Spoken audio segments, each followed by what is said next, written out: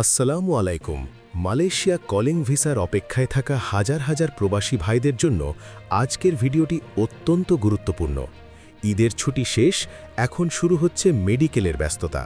Malaysia সরকার এবং ফমেমা তাদের medical স্ট্যান্ডার্ডে কিছু বড় পরিবর্তন এনেছে। আপনি যদি কলিং ভিসায় মালয়েশিয়া যেতে চান, তবে আপনাকে ঠিক কোন কোন ধাপ পার হতে হবে এবং কোন পরীক্ষায় ফেল করলে আপনার ভিসা হবে না, তা নিয়ে আজকের এই মেগা ভিডিও। একটু সময় নিয়ে দেখুন, কারণ আপনার লাখ লাখ টাকা বাঁচিয়ে দিতে পারে। মালয়েশিয়া কলিং ভিসার প্রধান শর্তই হল ফিট মেডিকেল রিপোর্ট। আমাদের অনেক ভাই না বুঝেই মেডিকেলে গিয়ে আনফিট হয়ে যান।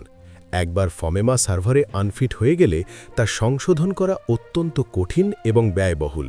তাই পরীক্ষাগুলো সম্পর্কে স্বচ্ছ ধারণা থাকা জরুরি। চলুন এখন জেনে নিই বাধ্যতামূলক টেস্টগুলো কি কি। ১. রক্ত পরীক্ষা, in depth blood analysis. Hepatitis B এবং সি এটি সবচেয়ে কমন সমস্যা। রক্তে এই ভাইরাসের উপস্থিতি থাকলে মালয়েশিয়া সাধারণত ভিসা দেয় না। এইচআইভি বা এইডস এটি সরাসরি রিজেকশন। সিফিলিস বা ভিডিআরএল বা টিপিএইচএ এটি একটি গুরুত্বপূর্ণ পরীক্ষা। যদি অতীতেও এই রোগ হয়ে থাকে এবং তার দাগ থেকে যায়, তবে আপনাকে বিশেষজ্ঞের পরামর্শ নিতে হবে। ম্যালেরিয়া, রক্তে ম্যালেরিয়া প্যারাসাইট আছে কিনা তা দেখা হয়। ২. বুকের ডিজিটাল এক্স-রে বা চেস্ট এক্স-রে।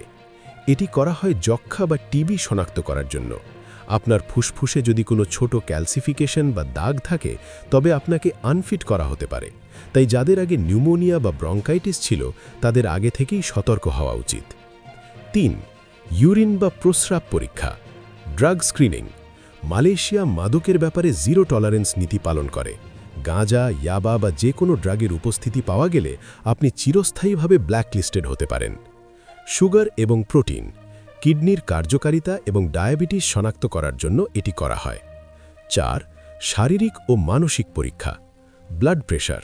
উচ্চ রক্তচাপ বা হাই প্রেশার থাকলে সাময়িকভাবে পেন্ডিং রাখা হয়। সাইকোলজিক্যাল টেস্ট, আপনি মানসিকভাবে সুস্থ কিনা এবং আপনার আচরণ স্বাভাবিক কিনা তা ডাক্তার পর্যবেক্ষণ করবেন। ফিজিক্যাল ডিফর্মিটি, বড় ধরনের কোনো শারীরিক অক্ষমতা বা অপারেশন যা আপনার কাজে বাধা হতে পারে, সেটিও দেখা হয়। ৫. দৃষ্টিশক্তি ও বর্ণকানা, vision and colour blindness.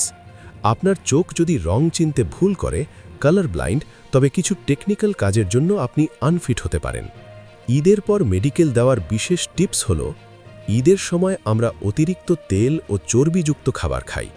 Medical দেওয়ার অন্তত ৭ দিন আগে থেকে এগুলো বন্ধ করুন এবং প্রচুর পরিমাণে পানি ও শাকসবজি খান। ধূমপান ও ঔষধ, মেডিকেলের ৩ দিন আগে থেকে কোনো ধরনের কড়া অ্যান্টিবায়োটিক বা ঘুমের ঔষধ খাবেন না, কারণ এগুলো রক্ত পরীক্ষায় প্রভাব ফেলতে পারে। ধূমপান যতটা সম্ভব এড়িয়ে চলুন। বিশ্রাম, পরীক্ষার আগের রাতে অন্তত ৮ ঘন্টা নিরবিচ্ছিন্ন ঘুম দরকার। শরীর ক্লান্ত থাকলে আপনার লিভার এবং ব্লাড প্রেশারের রিপোর্ট খারাপ আসতে পারে।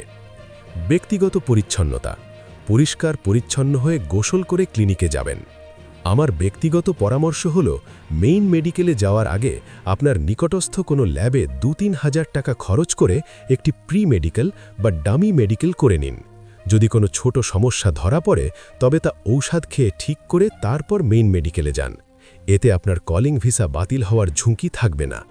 বন্ধুরা, আশা করি মালয়েশিয়া কলিং ভিসা মেডিকেলের এই বিস্তারিত তথ্য আপনাদের অনেক কাজে আসবে।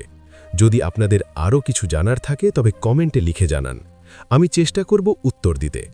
ভিডিওটি ইনফরমেটিভ মনে হলে শেয়ার করে অন্য প্রবাসী ভাইদের দেখার সুযোগ করে দিন। সবাই নিরাপদে মালয়েশিয়া পৌঁছান, এই দোয়াই করি। আল্লাহ হাফেজ।